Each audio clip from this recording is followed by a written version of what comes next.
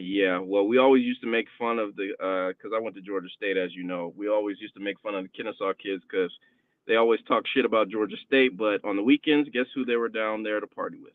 With us. So, hey, works out all well. Hold on, let me see. Let me change over to my Bluetooth in my car. Give me a second.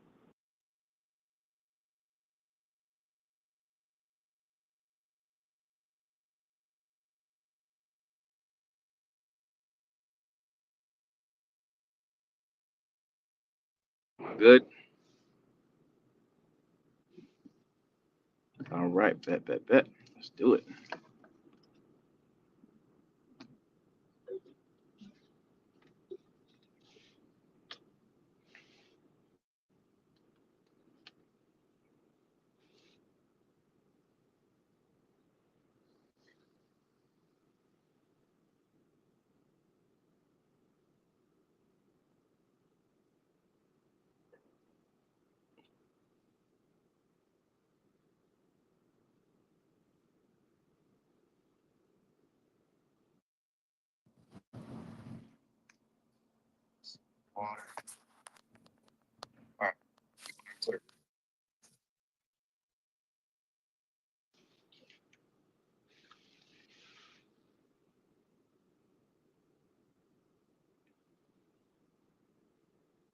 Yeah. Uh huh. Yep. Do I got echo? I'm good.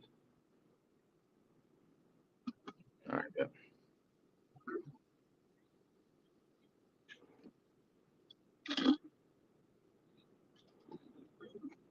Hey man, living the dream out here in these streets. I'm doing well, man. How about you?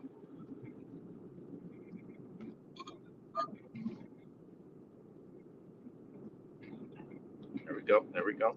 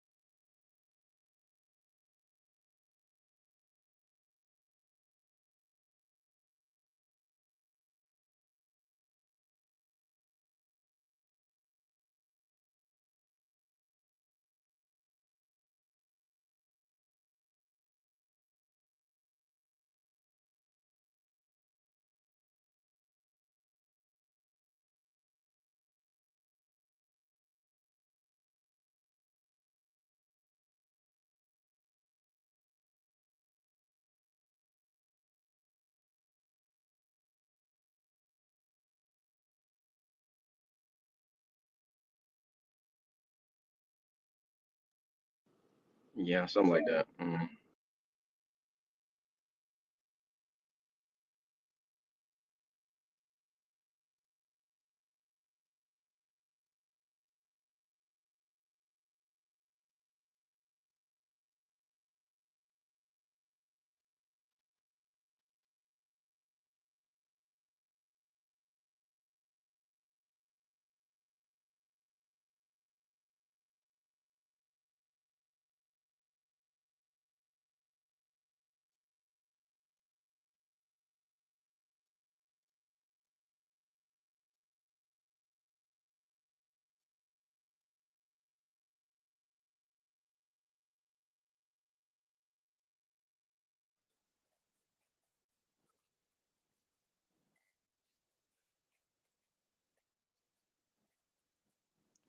Well, to answer the first question, I feel like it was the perfect time. I feel like the perfect time to this point, I mean, there was excitement for it coming into the season, but he just clearly isn't the man for the job, or I guess wasn't the man for the job. He could have success somewhere else, maybe at a lower second rate Power Four program or like a Group of Five. I don't know if he'll go back there or just retire. He is getting up there in age, but Lane Kiffin is at the top of all the hot boards, rightfully so. He's a great coach. I honestly think he'll stay at Ole Miss. I think Ole Miss, Annie's up. They, I think they know that they're not going to get a coach that's as important to Ole Miss, so they pony up and pay him the big bucks. And if I'm LSU and that happens, I can't get Lane Kiffin. I I honestly don't get how you leave the state of Louisiana without interviewing John Sumrall, the Tulane head coach, for the job. I feel like he is the perfect fit, whereas Brian Kelly was kind of like an outsider coming in, never really fit the LSU, the Louisiana State like vibe as a coach. I don't see how you can't interview John Sumrall.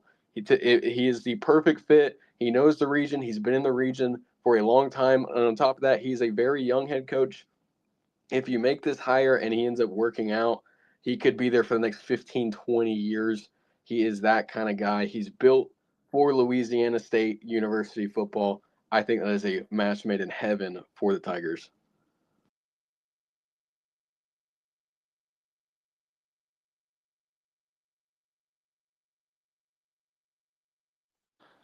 How's it going, man?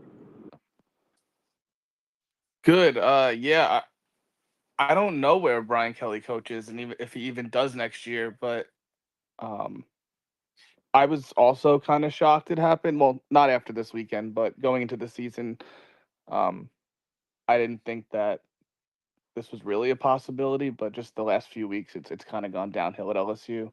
Um, love Summerall getting some love here. Think he'd be a great fit for that program. He's in the area. He knows, like you said, he knows the area. Can recruit well, and um, I think I think some of these teams that don't go for that big name home run, should you say, coach, I think those teams are gonna wind up winning this cycle in the long run. Teams that go after Heartline, Summerall. I think you also have to give Jeff Brom a call. It's gonna be tough getting him away from his alma mater, but um, I think he would definitely be an improvement from what Brian Kelly was. I mean, what is he 4-0 in ranked games as an underdog? Like I think it's gonna be tough. Like I said, it's gonna be tough getting him away from Louisville, but you got to make the call there. And obviously Lane Kiffin's probably number one on their list, but again, I don't think he leaves Ole Miss. Uh, they'll they'll pay him. I think he'll be the highest paid coach next year.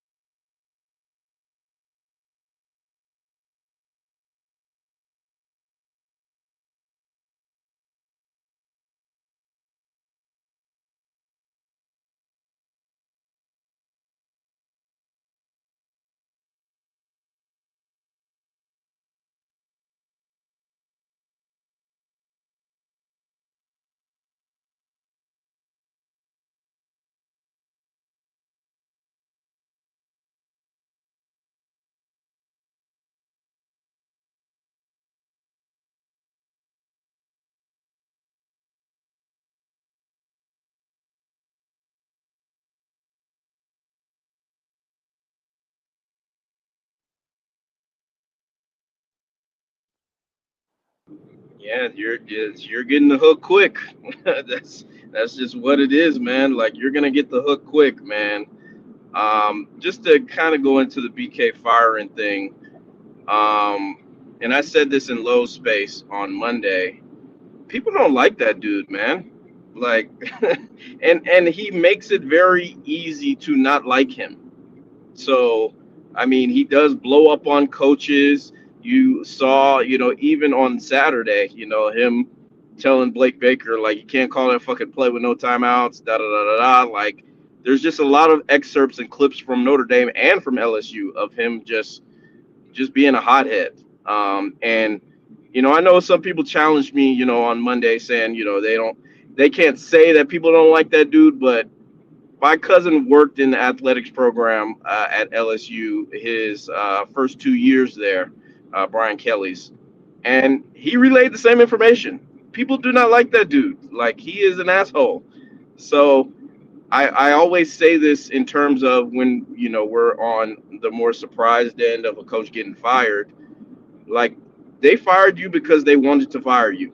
It's simple and plain. There's no more real explanation other than they do not want you there. Like that is what it is. And with Woodward being the AD responsible for the Jimbo firing and hiring and the BK firing and hiring, I think in terms of the search, he's gonna want a splashy hire. I agree with Colton. I think that Summerall probably would be the best pick because one, you only got to go an hour down the road. You've already had some experience recruiting the state, and everybody in the state of Louisiana, if you're a top level athlete, they're breeding you to go to LSU in terms of football. That's just what it is. They're the flagship premier program in Louisiana. You dream of doing that since you're a kid. Like that's what it is. There's nothing bigger. Me being a Saints fan, Saints are minuscule in terms of football relevance or importance in the state of Louisiana. So it's just LSU or everything. But I mean, Reed, to answer your question, like I think if you are not proving yourself early on into your coaching career, and you've got a Jeff Brom who's at a smaller school and pulled off some big wins. If you are back when Luke Fickell was a coach and at Cincinnati, he got his team to the playoff at Cincinnati. Like, so you have so many more different examples where coaches are doing more with less, and then the coaches who have more that are doing less, they're going to ask questions of you quicker. So it's tough. And I actually kind of in terms of Lane taking the job, I kind of like what he said to the team, or what he said to the team. We don't know because we weren't there, but he was like, this is kind of the same thing with NIL. Like your program does well, you have success, other schools are going to call and trying to take you away. Like that's what the game is now for coaches and players. So um, I would say, the first move they need to do, call Jimmy Sexton, say, hey, we're here to talk about Lane, but, is Nick still, is he done for sure? Because we got 3 years, 20 million for him if he wants it. And if not, or 20 million a year, should I say? If not, then you go all in on Lane. I think Summerall is a good choice. Wouldn't be mad at Golish or some lower level, but I think they're gonna want to go more splashy because it's LSU, man. It's just what it is. So yeah,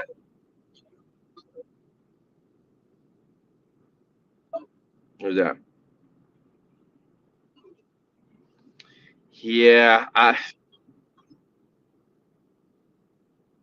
so he had the chance to take the Tennessee job way back when. He didn't do it. I don't think he is going to. I think he's like, you hear about these star players going into coaching, like kind of even like Dion. Let's go to Dion. Like I can see Dion saying, "Well, shit, why didn't you track back and close a 15-yard gap and make an interception like I did?" Like it's not like you were on a. My bad, I got a call. Can y'all hear me? No. Oh, okay. Yeah, like I think Gruden is gonna expect a little bit too much of the kids. That's just me personally, and I don't know if he will be a good fit for college. That's just me.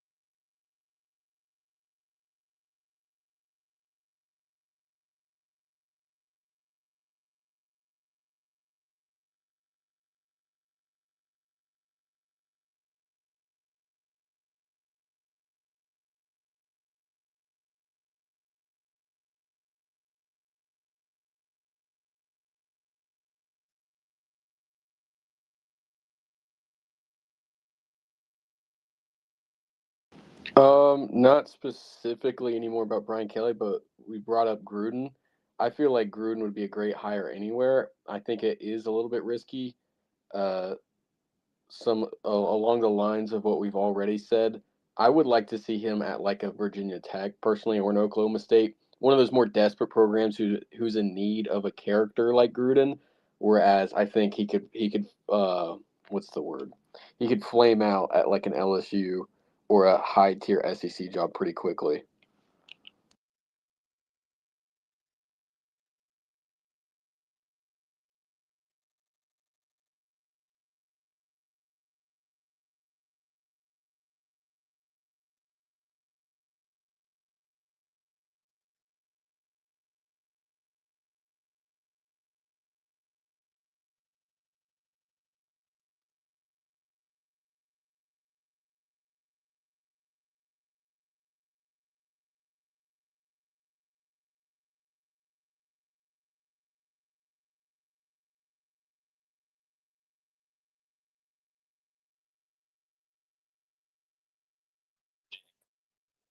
Yeah, I would agree with you there. I just brought up Virginia Tech as an example of a team that could use a guy like Gruden more so than like an SEC squad. Hey, you guys able to hear me? Yeah. So I just wanted to bring up because I know you touched on the total buyouts. Um, I mean, that number is going to go way up. I mean, you got to see Auburn and Wisconsin are most likely going to fire their coaches, and Florida State might even make a change. I don't know how high his buyout is there, but it's just some crazy times. I mean, even look at Signetti. Like, I think he got a raise in what earlier this year, and then like 6 months later got another $4 million raise. Like, we're gonna see, it's just crazy times with these coaches and the amount of money being thrown around. So I think the next few years are just gonna be crazy.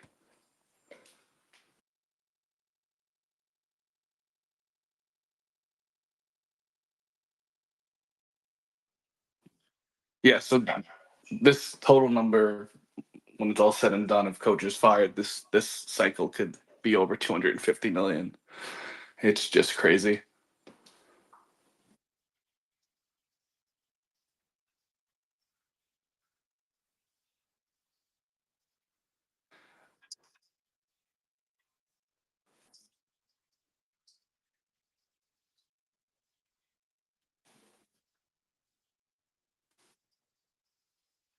Yeah.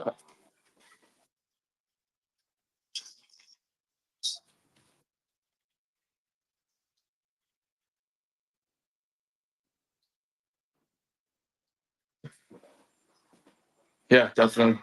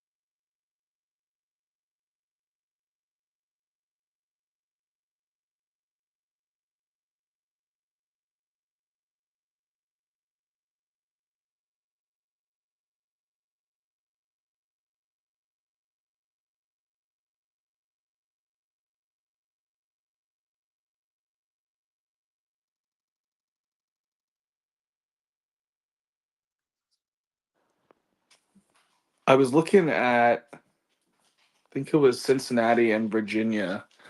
Um, their schedules aren't that crazy. Um, I wouldn't be shocked if Virginia snuck in. As far as the group of five, if North Texas wins this weekend, which I think they will beat Navy, I'm curious if they would jump Memphis or USF. Um, I'm curious what you guys think about that. Is who do you think is the group of five team that's making the playoff this year? If they win in convincing fashion this weekend, North Texas that being, because we and I remind people of this every year. Like college football playoffs, a TV show, man. Like at the end of the day, we are gonna sit in here probably Tuesday before the final announcement, and we're going to debate how this team deserved it more, that team deserved it more, this team deserved it more. But if North Texas has a good resume, the committee's going to say, well, shit, they score fucking 48 points a game. Like, they have offense, offense, offense. Now, is it going to translate against these bigger Power Five schools? Maybe not. But I think they have a great chance just based on the style of play that they have to make the playoff. So I would say North Texas has a chance. They got to win out, of course, and win their conference. But yeah, I would definitely say they still got a shot. And another team I think I forgot to mention was JMU. I think they have a decent shot too, especially if um, the American teams just all beat each other.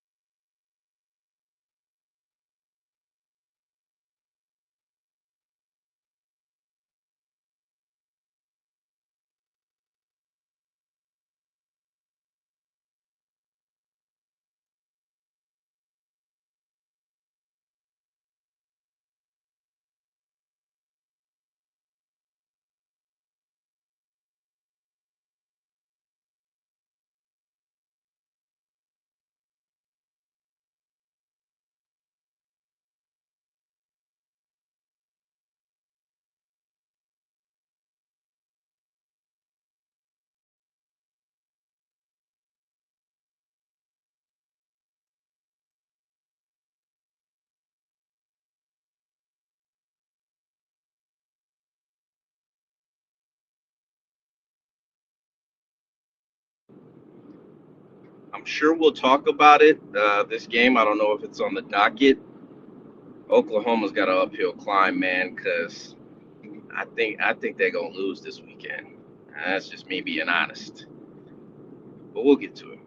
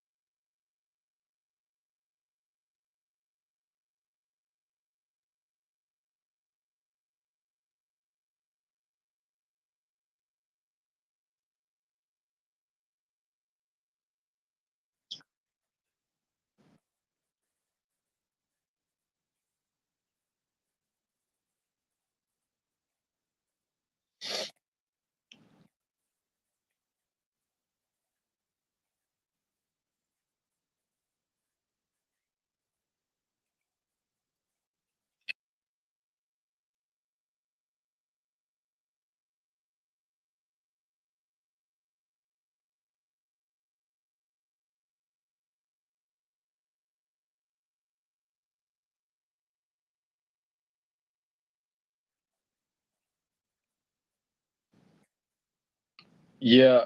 Uh, Obviously, Ohio State is the favorite by a lot for good reasons. Ohio State is a very, very elite football team, and Penn State isn't. But like you said, they still have plenty of talent. One thing for one thing that I'm watching is specifically Jim Knowles versus this Ohio State offense because he's obviously very familiar with Ohio State. He's very familiar with Brian Hartline. I think they could beat the spread here just because Jim Knowles has that like keyed inside. But then again, Ohio State has all the talent in the world. Penn State, not sure if they're going to be able to put up points on that Ohio State defense. So it could go either way. The only thing keying me into Penn State potentially being able to beat the spread is Jim Knowles and his infinite wisdom of Ohio State.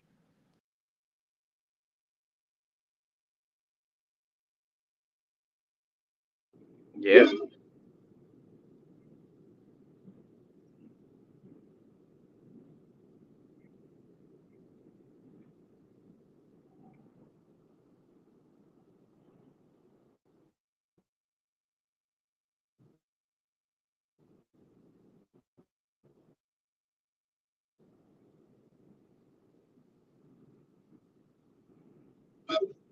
Yeah, maybe. I don't know. I would stay if I was him personally, but you're getting dudes to the NFL. You're not broke, so I don't know if I would take on the stress of being a college head coach if I didn't have to. Of course, you're gonna have more money, but I don't know about that one. But it could be a potential one. Um, but yeah, like Colton said, like I think I wouldn't be shocked if, especially in the first half, if this is like an ugly game. Obviously, I saw Ohio State fans on the timeline crying about, "Oh, we haven't had a home game in a month." Like, come on, dog. Like, y'all spoiled as hell. But with this one, I can see both ways. I can see Penn State covering on some miraculous effort to keep the ball, play good defense early. Ryan Day's been a little bit more conservative with Julian saying, even though they've had, two teams that they're clearly better than the last couple of weeks, before their bye, them opening it up a little bit more. So I would go something if you're gonna go Penn State, maybe first half kind of making it ugly. Maybe Ohio State pulling it away in the second half type of situation. Um, but I mean, this is Ohio State's game to lose. To be honest with you, like they have clearly the better talent, regardless of if the coach and quarterback were there. I think they would have the better talent and win the game. Obviously, the line probably wouldn't be 20, but I just think Ohio State is on a path to repeat at the current moment, and unless somebody knocks them off, I can't see anything different. So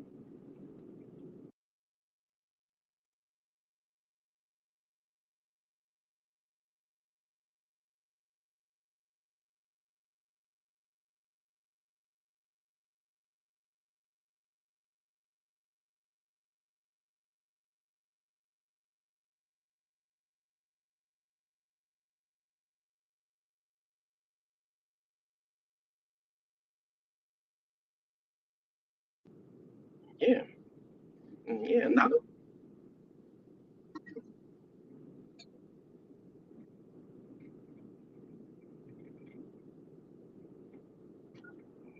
yeah, and I guess the if I'm a fan like you, the scary part is like Ryan Day could be like, do I want to push the button on these motherfuckers, or do I want to, chill and make sure we get to the end of the season healthy and, you know, and within our right minds? Because I think at this point of the season, like the training wheel should be off of saying. I don't think you should play it conservative at all. So if he wants to push the button, he can push the button. But again, I think the talent is there. Yeah, man. See. I was trying to give you credit, brother, but I feel you. I feel you.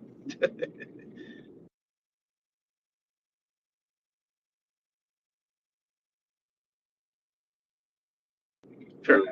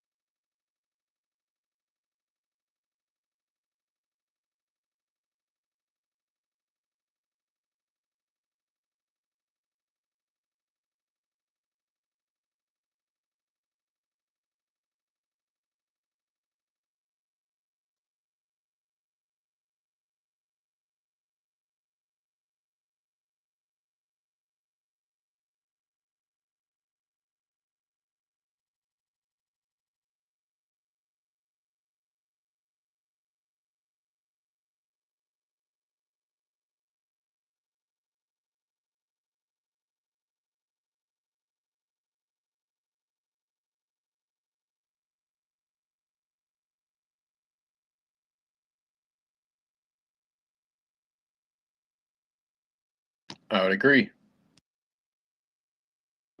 Yeah, points galore. Um, North Texas knows this is a big one, like you said. They got a. I hate must saying it's a must win because I think that's coach speak. Every game should be a must win, but this is a damn must win if I've ever seen one. Especially given 1-7-0, 1-7-1. I could see North Texas winning and covering that number. But points is the safest option. I mean, if you're letting FAU, get off on you, and your quarterback just threw for 600 damn yards. Yeah, man, it's not gonna be good. I hope Mestamaker's shoulder isn't sore, dog, because good lord, man, like 600 yards is crazy.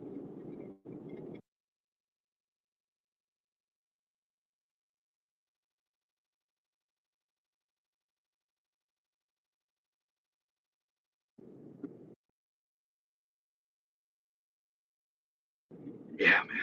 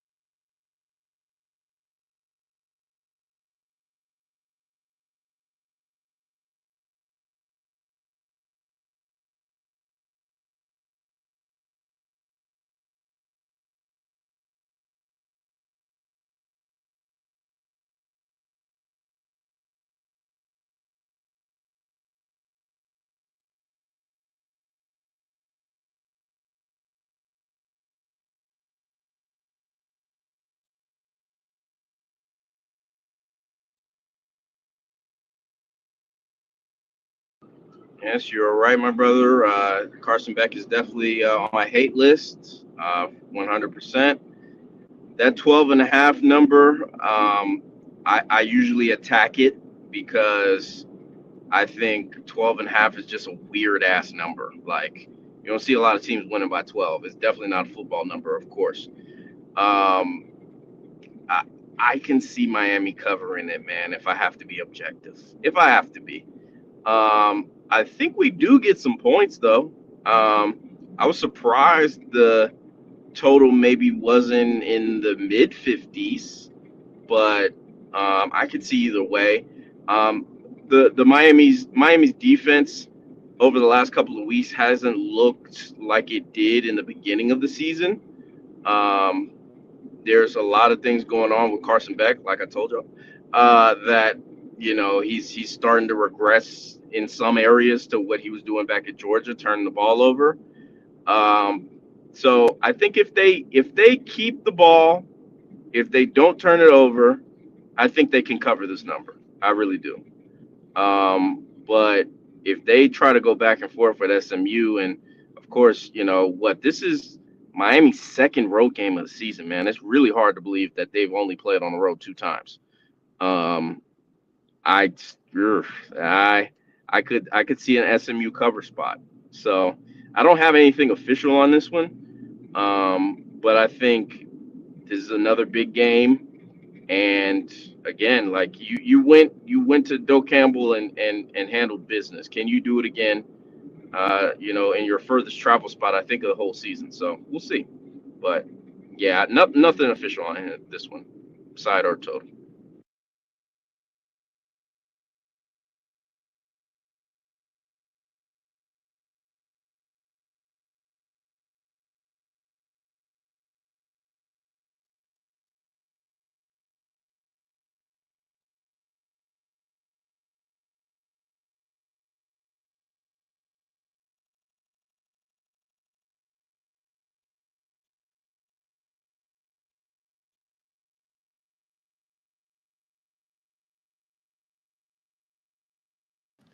Yeah, I think Miami is looking more like Miami of old ever since the loss. I think they kind of needed that loss. Obviously, you don't want one, but to lose a game like that to Louisville, have 4 turnovers from Carson Beck, they're able to bounce back from that. And they did start off slow last week, but I feel like this is just a prime spot.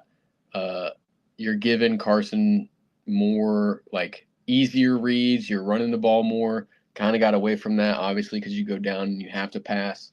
But I feel like um, SMU last week, I think, had like 50 total rush yards. If Miami can key in on that and then make Kevin Jennings win with his arm, he's capable of doing that, but more often than not, he's going to have a turnover. Something's going to go wrong.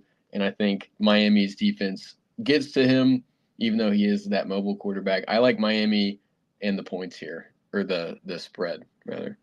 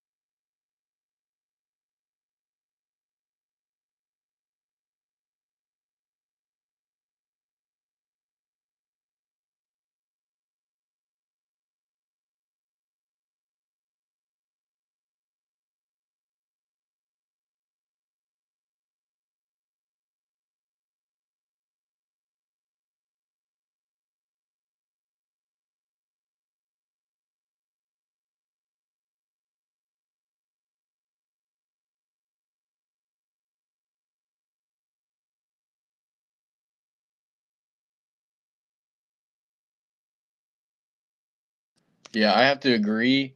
The thing that scares me about Texas, though, is last week they just become a completely different team.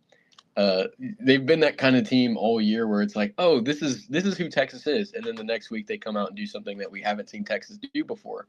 So that is obviously scary. It's a home matchup, which I mean is going to lead towards Texas' favorability, obviously. But like you said, the Pavia has been better than Arch. The Vanderbilt offense has been explosive. It's been efficient. It's been consistent, which we haven't seen from Texas. It's just that Texas explosivity. Obviously, they have a ton of talent. That really scares you if you're picking against them. I am picking against them, so it does scare me. I have to go Vanderbilt, but something about Texas is just isn't the funnest team to bet against. Yeah, I 100% agree. I saw Arch didn't practice Monday. Maybe I got too ahead of myself. I took the under when it was at 45. I'm gonna be watching the number very closely, especially tomorrow, because obviously we didn't get an update today in Sark's avail. I don't think Sark is gonna be media available until maybe Thursday again. So we're probably not gonna get anything. They're probably gonna keep things wrapped tight from that point. But if he doesn't play, I think this is easily a Vanderbilt spot. And even if he doesn't play, though, I think it's a Vanderbilt spot in terms of you have to bet on them. But I don't think it's going to be an easy cover, though. Like, I think Texas's defense is still got something to say for themselves. Obviously, we saw Mississippi State, scored, a good amount of points last week. But I got to roll with my dog if we're picking a side, especially if Arch doesn't play. But I feel more comfortable with the under at this current moment. Um, so yeah, we'll just be on Arch watch for the rest of the week, trying to see if he's gonna play. Because if he don't play, I don't. The offense already isn't doing a lot consistently with him. So imagine if they're without him. Like that wouldn't be a proposition that I would be interested in. That's just me. Yeah, this game could definitely get ugly. Oh, is there an echo? Shit. Might be an echo. Oh, my bad. Is that me? Am I echoing? No. I don't Oh, think okay. so. Is it me? No, I thought I heard an echo. Yeah. Never mind. Yeah, I mean, it's definitely Arch watch, like you were saying. And I don't even know who Texas's backup would be in this spot. Not off the top of my head, at least I did not know. I forgot the kid's name. I'll find it. Hold on, let me see.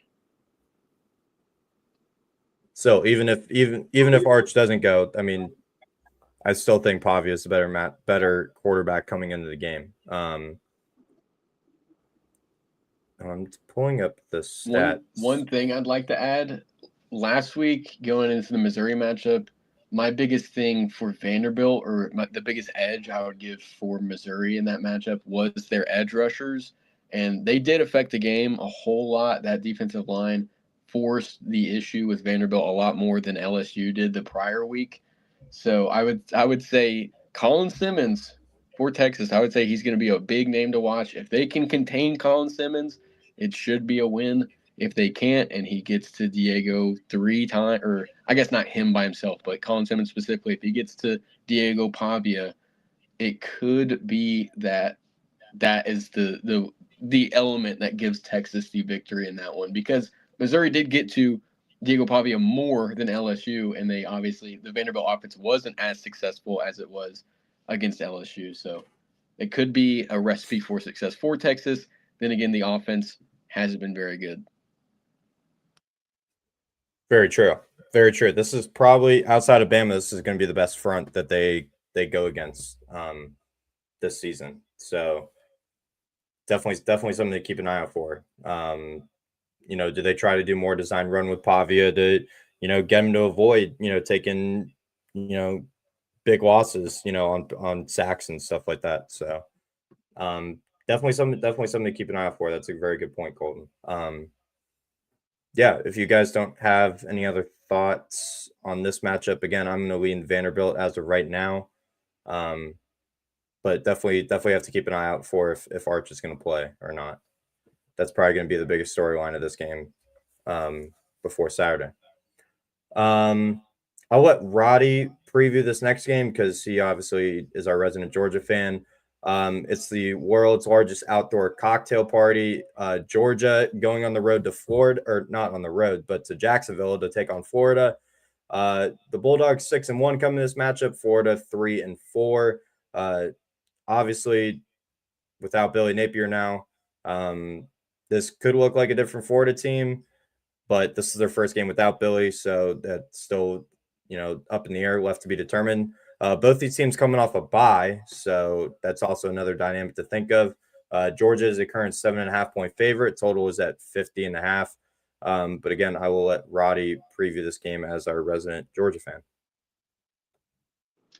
Yeah, man. My favorite, I think, game of the Georgia calendar, personally, always on Halloween weekend.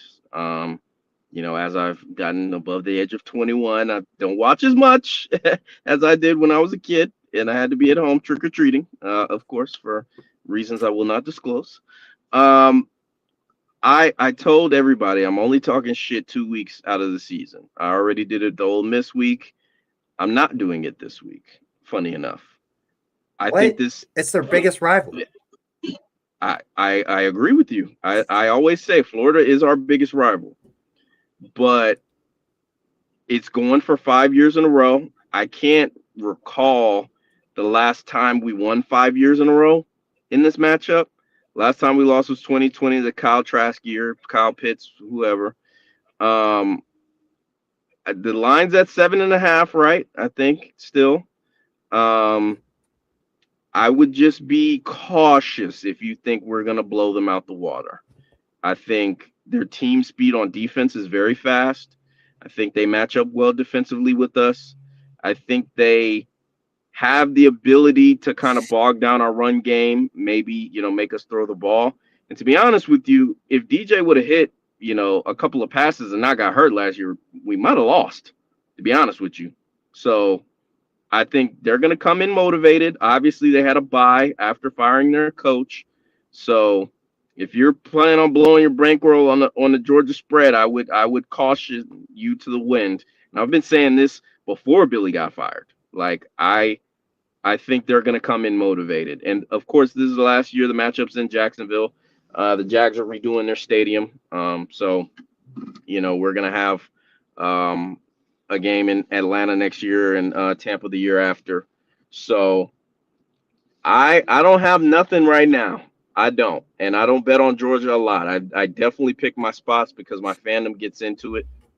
But I would be very, very cautious to lay it with us. Just telling you. I could see some things happening that you don't expect. That's all I'll say. I mean, Georgia's just for reference, Georgia has covered the last 4 matchups in the spot. So I think that's, it's definitely, a question. Do you want to lay the 7.5 with Georgia? I probably would feel a little comfortable if it was, at a more, realistic spread for how these teams have played this season. So like 9.5, 10 around there. You would have expected Georgia to, at least I would have, double digit favorite. But again, it is a neutral site game. Colton, do you have any thoughts on this rivalry game? Yeah, I would have to lean with Roddy. The matchup specifically that I am looking at in this one is the Florida run defense. It has been very successful at times this year. Georgia's leaned heavily on the run. They're one of the, I believe they're one of the highest volume rushing teams in the SEC.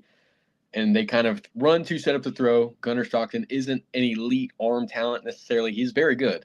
He isn't going to pick you apart and throw a bunch of deep balls and hit a bunch of targets and go 35 of 43 passing with 400 yards and 4 touchdowns. He's not that kind of guy. You are going to set him up for success with the run. And if they have trouble doing that in this one, it could very well mean that Florida is in this game in the fourth quarter.